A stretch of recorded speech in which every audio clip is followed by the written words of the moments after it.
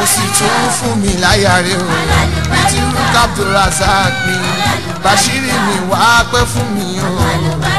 alálùbáríkà. ajáwa Rukayat Bashiri mi aláwìyé ìwọ gẹ́gẹ́ la bá máa pè ní ìyàwó lálìjẹ́nnà torí pé bẹ́yẹn bá jẹ́ ẹni tí ń gbá bọ̀ tí sì ń pọ́n ẹni tí ń ṣe é lé ayé ó sì máa respect pẹ̀lú bọ́ọ̀lù tí ń gbá wọn a máa pè ní footballer orin tó ń kọ kò tako ń tọ́ gbé lọ́wọ́ ìwà yín ò tako iṣẹ́ tẹ́ ń ṣe dédé ń tẹ́ ẹ bá sọ à ń bá lára yín kẹrin obìnrin bẹ́ẹ̀ ni yóò mọ sọ̀rọ̀ tí ò ní bá mu ìfẹ́ tẹ́ ẹ sì ń wò ní ó dà gẹ́gẹ́ bí eré ìje ni bọ́ọ̀lù tá à ń gbá síra wa bí ẹ bá gbà sí ọ ìwọ náà gbà sí ẹ padà Alhaji wa Ahmed Najimudeen Aláwìyé alálùbáríkà ó fìfẹ́ hàn ní kọ̀kọ̀ ó sì tún fi hàn gbangba pé tọ́ ẹni yìí ìyàwó alálùbáríkà ni nínú ọkùnrin tí ó kọ́kọ́ ṣe rẹ́kọ̀dù láyé tí ó gbéyàwó rẹ̀ jáde pé tọ́ ìyàwó mi o olóríire ni Alhaji Ahmed Aláwìyé òun là kọ́kọ́ nínú alálùbáríkà àwọn tí wọ́n ṣe ó ní Ọlọ́run wá fún mi lówó alálùbáríkà kó sì tún fún mi láyàre alálùbáríkà ó fìfẹ́ hàn jáde ó dẹ̀ tún dá akọ rẹ̀ pé Ọlọ́run fún mi láyà bíi ti Rukayatu alálùbáríkà nínú ẹni àkọ́kọ́ tó jẹ́ mùsùlùmí tí ó kọ́kọ́ kọrin tí ó sì fìfẹ́ tó ní síyàwó rẹ̀ hàn jáde Alhaji wa Najim Aláwìyé alálùbáríkà òun lẹ́ni àkọ́kọ́ Ọlọ́run sì jẹ́ pẹ́ fúnra yín torí pé Bashiri mi tẹ́ ẹ bá lọ wo status ẹ̀ lójúmọ́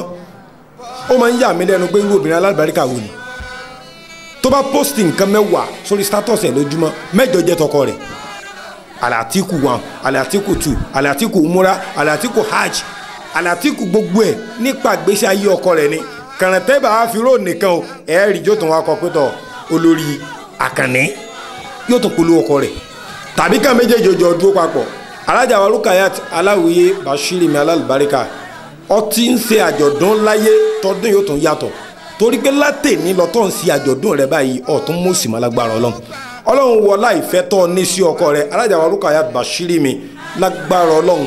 tó e dórí gbogbo àwọn ọmọ tó bí àtàrà ọmọdọ́mọ tó bá bí láyé Ọlọ́run ìkẹ́kẹ́ òní máa sàárè wọn Ọlọ́run tó ti fọkọ́ dùn yín nínú kò ní fọkọ́ pa yín lẹ́kún ìdílé yín tó ti jẹ́ ìdílé aláyọ̀ kò ní kan o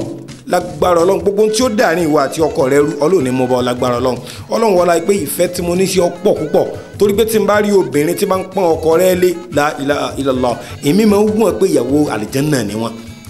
lára ìyàwó tá a máa ń pè ní ìyàwó àlìjẹ́nnà Alhaja wa Rukayat Bashiri mi lórí ètò ṣe fọkọ rẹ yìí ó tó bẹ́ẹ̀ ká pè ọ ní ìyàwó àlìjẹ́nnà gbogbo tí ó wà dé bọ́ tọ́tọ̀ pọkọ rẹ ò máa ń ṣe mọ́ kò ní tọ́ sí ọ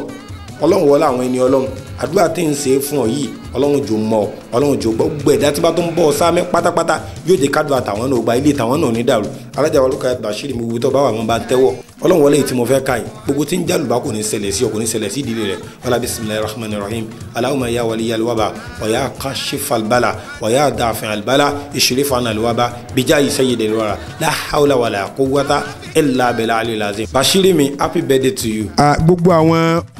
unveiling 6 digits charitable foundation gbogbo ẹgbẹ́ 6 digits pátápátá tí Alhaja Rukayat Bashiri mi jẹ́ kan lára yín lágbára Ọlọ́run ẹgbẹ́ yín ò ní dàrú ẹ̀ ní wálẹ̀ ẹ̀ dẹ̀ ní ṣubú.